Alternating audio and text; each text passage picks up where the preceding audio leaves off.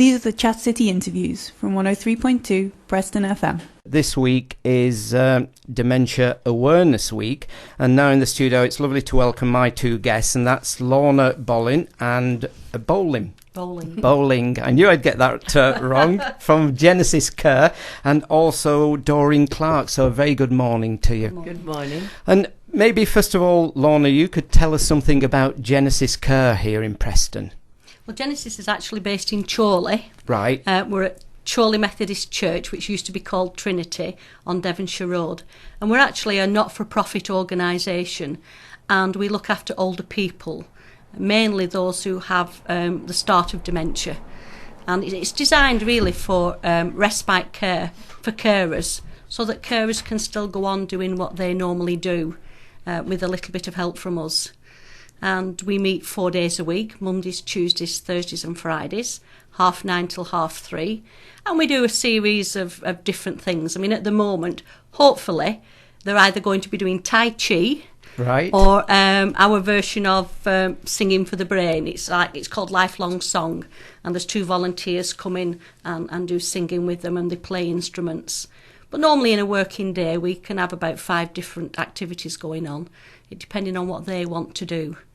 And how long have you been there? How long has We've Genesis... actually been going 7 years. Right. But we don't advertise. We're just starting to get out to the fact that we do need to start and advertise. It's always been word of mouth. People have just come. So people self-refer, or do you get referrals through? Yes, we do. We get referrals from social services, and Age UK bring people along, Help Direct signpost people along. But mainly it's just word of mouth, and they just turn up. And this week, as we say, is Dementia Awareness Week, and it is something that we often don't talk about, or it's something. And I didn't realise also that that there can be a group of symptoms for dementia that I've always just thought automatically is Alzheimer's. But I mean, memory loss, confusion, mood changes, and difficult day-to-day tasks can all be associated with Alzheimer's. Is that true? I think what people need to know is dementia is always classed as the umbrella title for about 101 different types of illnesses of the brain. Alzheimer's is the major one. About 80% of all people with dementia will probably have Alzheimer's, followed by vascular dementia.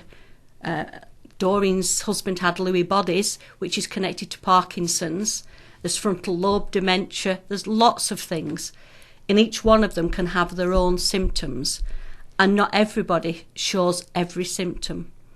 And what usually, I mean, is the treatment available these days for dementia? There is no cure for dementia at this moment in time.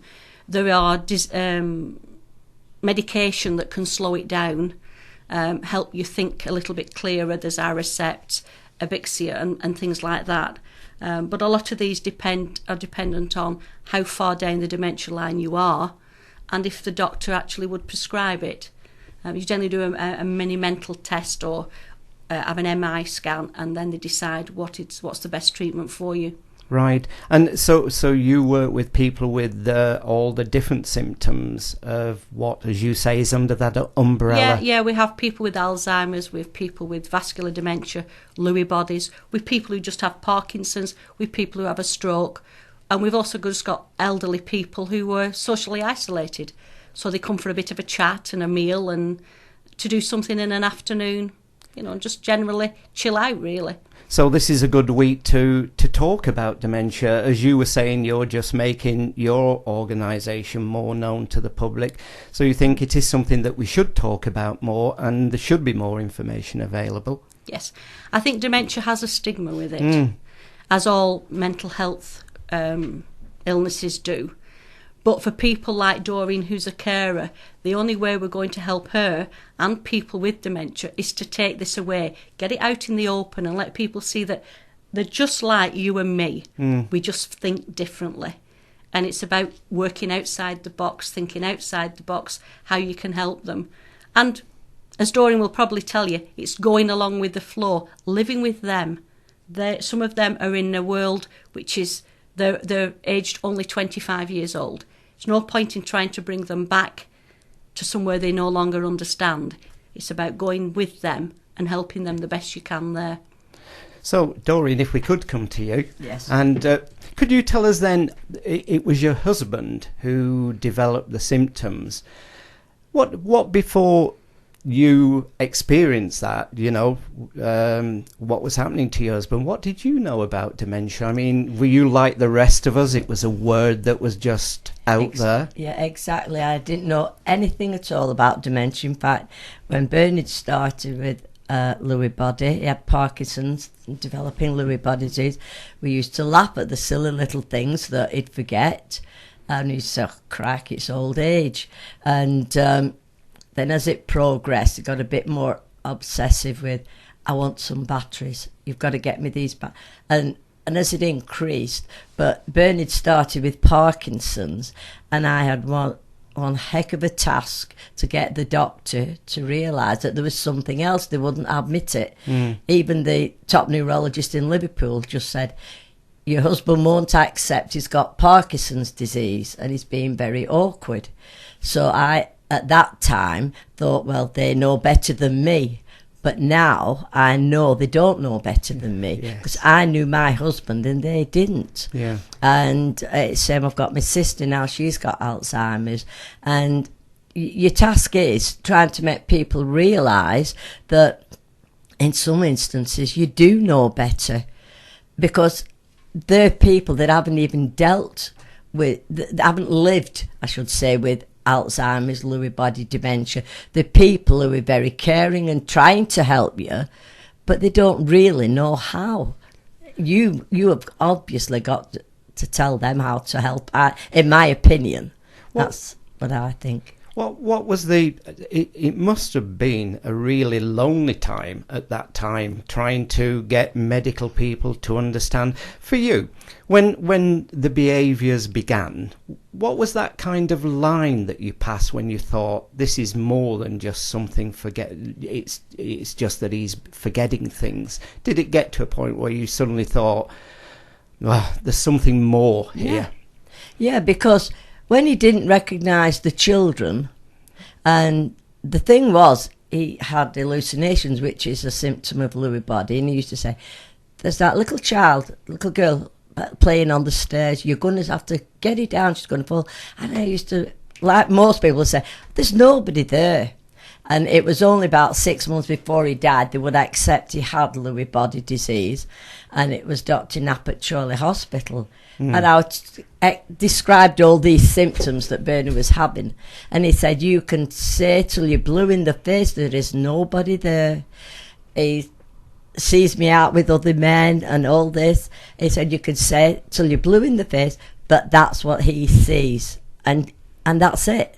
You've got to go along with it. And I discovered going along with what he said and saying, I'll just take her off the stairs, and then it'd be fine, but fighting it like you would normally do, which I did, isn't the right way of that. You've just got to go with them, and it's a very, very lonely time for the carer as well as the person with the illness, That's what I would think, is that it's a very lonely time. So what during those days kept you going? Lorna.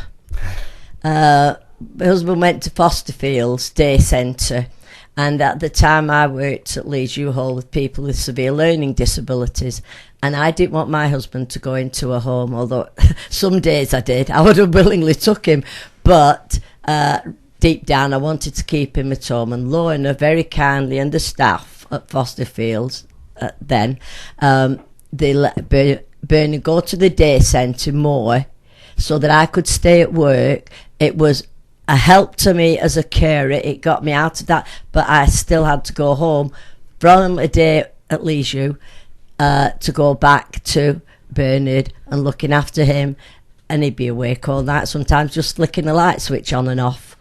And you can tell people and they'll laugh and say, oh heck, but when you're there and you're trying to get to sleep and they're up and down all night, they won't let you sleep.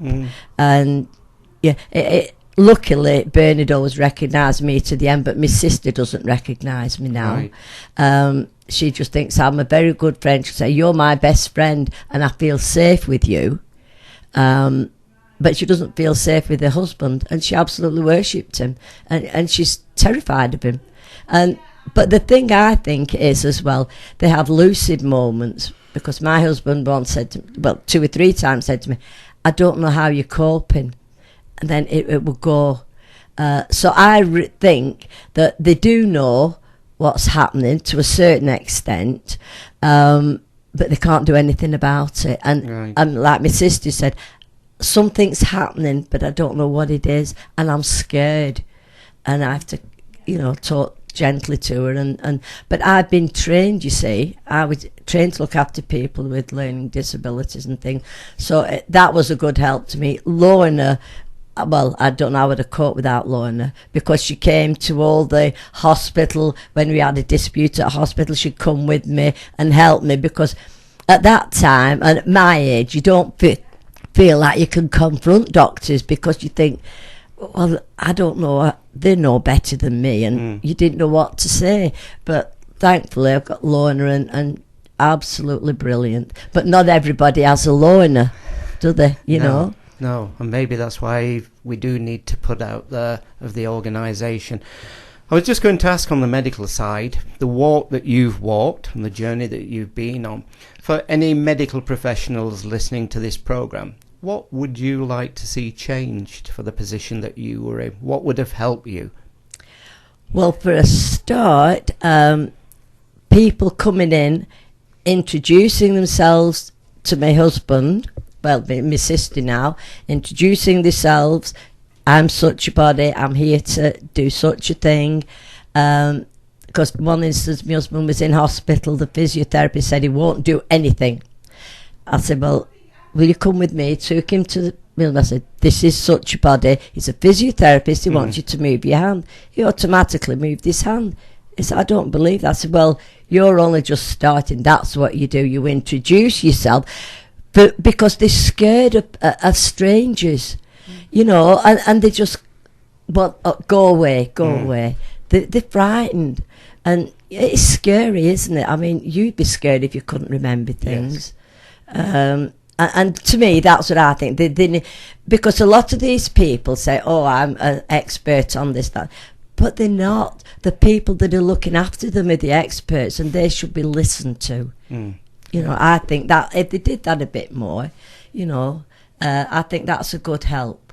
And again, you said, and for anybody listening to the programme who's out there living with someone at the moment and they are alone, again, what would you be saying to people who's living with somebody who's suffering with the same symptoms as your sister, your husband, or maybe different kind of systems, but what would you be saying to somebody listening to you now? Well, I found it really hard to send Bernie to Fosterfields, the day centre, the first time, because in my opinion, he was a man, and go to a day centre with other people with dementia. I thought he'll never stick that. But he had to go because I needed to go to work. And I would recommend, even though it's so hard, to go to somewhere like Genesis or anywhere else that's near where they live, and and go with the person, with the husband, whoever, the family member, stay with them for the first time, and so that they get used to the people that are around. And although all the time they'll be saying, I want to go home, but people like Lorna and Pat and the staff at Genesis, they can give them that break, just a break, because you're in their world and you can't get away from it. But to just have a break for 3 or 4 hours, it just helps you to cope. And if you could go to carers days, that's an absolute bonus, because you can speak to like-minded people, who have the same problems as you, and you can laugh about it. I mean, Lorna, when I first went to the carers meeting, I just said, I just want to put his head down the toilet and pull the chain. I was so desperate. And I love my husband to bits, still do. But it gets you so bad that you think, I just want to get out of the way. I want to go. I want to, and you feel guilty at that. But now I realise you shouldn't, because you do want to get away. You do want to break. You do wish it would go away. But I think a carers group is an ideal place. I'm sure there's lots of people listening, Doreen, who understood what you were just saying then. I'm sure there's lots of people understand that, how you were feeling, and you need that break, and how you were feeling, about wanting to push his... Well, you do. You get to a pitch where you think, you love them to bits, but in the end you think, I can't stand this anymore. Insanity. This is it. And you do. And then you feel guilty. And I mean, you should feel good if you're going to push the head down the toilet. But it's just a figure of speech. You just needed, you were so desperate that you really needed something to help you out. Okay. And a carers group is, in my opinion, is one of the best ways. And a day centre. Well, that's a nice way, Lorna, of being able to tell us then how people can get in touch with Genesis. Well, Genesis, we are in a Methodist church and we don't have a direct phone line, but you can contact myself on 078 45 96 9442 or Pat on 077 158 09 236. Or if you're I'm not very good at internet, but the email, it's genesiscare@btinternet.com. Right, so genesiscare at btinternet.com. But Doreen was talking about the carers group. Our carers group meets tomorrow night at 7:30 at Genesis. Or on Wednesday, which is the 21st, we have a carers cafe. Again at Genesis, but we transform one of the rooms into a cafe situation, and you can bring the person you care for along with you. It doesn't matter if they make a mess, it doesn't matter if they need to go to the toilet, whatever. And that's from 11 until 3 o'clock. You can come and sit with Pat and myself. We can help you with problems. You meet other carers. You discover, actually, that you're not the only one out there that feels like shoving his head down a toilet. Yes. But I'm just there to take the chain away. That's right, yes. Yeah, and it's that lovely feeling of you're not alone in sense. Yes, You don't have to cope Yeah. alone. Can I thank you both for coming in this morning? And throughout the week, Preston FM, we're going to be supporting and continuing with interviews. So again, the publicity about dementia to get the public involved with us. But it's been a pleasure, and thank you both for coming in this morning. Thank you. Thank you for having us. Thanks for listening. We hope you've enjoyed the interviews as much as we have. Why not give us a tweet at Chat City BFM?